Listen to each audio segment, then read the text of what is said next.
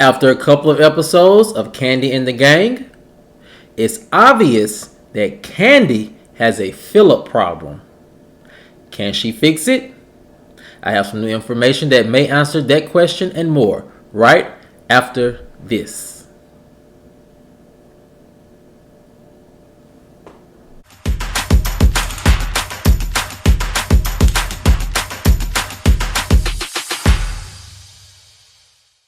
What's up, kinfolk, and welcome back to the channel. If you're new here, do me a favor and subscribe. And if you already are subscribed, do me a favor and get notified, so you'll know whenever I upload new videos to the channel. Alright, kinfolk, come on into the house. We have a lot to talk about. And it centers around this one big problem that Kandi has with Phillip. Can she fix it? Well, I have some new information that may answer that question and more. And here it goes. So, kinfolk, in the words of Funky Dineva, when I went to college, they did not teach me anything about restaurant management or the hospitality industry. I currently hold 3 degrees, and of those 3 degrees, 2 of them are advanced degrees in leadership. And I can say without a doubt that Phillip has horrible leadership skills.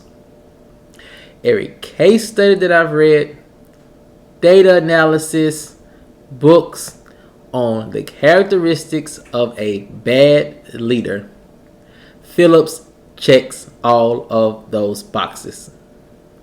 Now, I'm not saying Phillip is a bad person.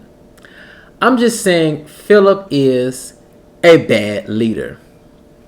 And some things from the last couple of episodes that I collected here that shows the problem that Kandi has with Phillip has a lot to do with his leadership style. And also, I know that Phillip also stated that he wants to own his own restaurant one day, and that's fine. But I think we all can agree that Phillip is going to need at least 1 or 2 restaurant managers who can soften his approach and provide a buffer between him and his employees. Now, I saw online a lot of people were saying, that's what the restaurant needs.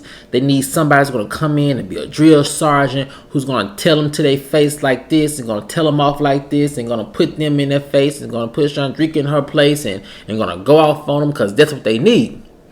And when I see people leave those comments online, I automatically know that those individuals have 1, not worked in retail, or 2, have not worked in the food industry. I've worked in the retail industry, and I can tell you right now, and I know a lot of people who worked in the retail industry and also in the food and hospitality industry. And all of us unanimously agree that the type of boss or a leader or manager Phil is this type of boss that run people off away from jobs. So if a person agrees with his leadership style, 9 times out of 10, they haven't had a retail or a food industry job. His approach is all wrong. Whenever you work in retail or the food industry, you are constantly dealing with irate, crazy customers day in and day out. And the last thing you want to do is when you're dealing with crazy customers is have to deal with a crazy manager or a crazy boss on top of that. So now it leads me to what is Kandi's big problem with Phil. With that being said, here is her biggest problem with Phil. Kandi and Phil have 2 different leadership styles, and they cannot coexist in one space. They just can't. The reason being is this. Kandi leads with love, and Phillip leads with authority. And the problem is that if you want to inspire loyalty from people, if you want to inspire people to work hard, then you have to lead with understanding, and you have to lead and walk on this very delicate tightrope of how can I lead with compassion and also lead with sternness. And that is from my years of leadership research, those type of people who can walk that line make and tend to make the best leaders. People love leaders who are fair. And 9 times out of 10, leaders who are fair know how to walk that tightrope of being compassionate and also stern. Now, Kandi, she walks that line. Is she walking it successfully? No. But she's walking that line. And the fact that people can have complaints about her restaurant and have complaints about this and this while working there, the fact that some are still working there and many have been working there since the beginning, it goes to show you that at the end of the day, they do respect Kandi and they do trust her leadership abilities. You know, Phillip's leadership style best aligns with Todd's leadership style. But Todd is a New Yorker. And you know, in New York, they when in the work industry they're very straightforward, very in your face. And 9 times out of 10, they can be that way with workers up there. Because if you want to survive in New York, you have to work. And so people automatically in high positions or managers or business owners know that people have to work. So when they have to work a job that depends on their livelihood, they're willing to accept a little, less of what they would normally accept. They don't mind the manager talking to them a little bit, in a more harsh tone because, they have to be there. They need to be there. And that's understandable. However, that doesn't translate into the culture of the South. That works in the culture of New York because New York is a go-get-it city. But in the South, we believe in Southern hospitality. We believe in respect, and we believe in courtesy. And unfortunately, I'm not going to say Phillip does not possess those characteristics. He's just not showing it to us. And with that being said, you have Todd who's like that. But then you add an additional person who comes in and who's like Todd 2.0. That's just too much strong energy in one workplace to get people to work together and to work on one accord. And it goes back to that compassion piece.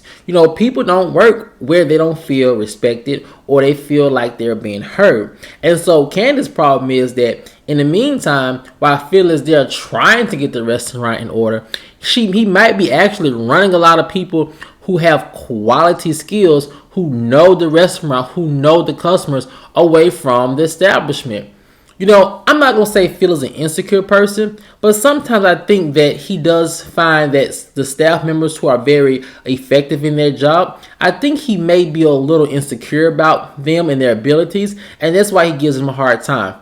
For example, the party planner, Torin. I mean, he was just, when he first met Torin, he was completely out of line. I mean, that was just not necessary, that approach. You know what I mean? But I think it comes from the fact, and Torin said, I bring this restaurant a lot of money.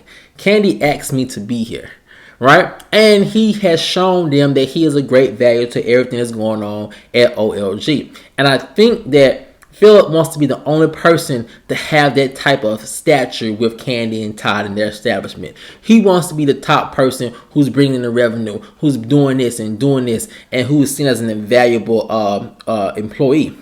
And lastly, I think the other problem that Kandi has with Phil is that he's already expressed desires to open up his own restaurant. So, how committed is he really to your establishment? You know what I mean? He's there to learn. And I'm sure Kandi doesn't mind helping another black young man, get to where he wants to in life and being a shoulder for him to stand upon. But you have to ask yourself, someone as ambitious as he is, like, what are his real motives for being there? I don't know. Those are some of the things that I have picked up on. But Kim, I want to know what you guys think. Do you think Kandi has a feel problem?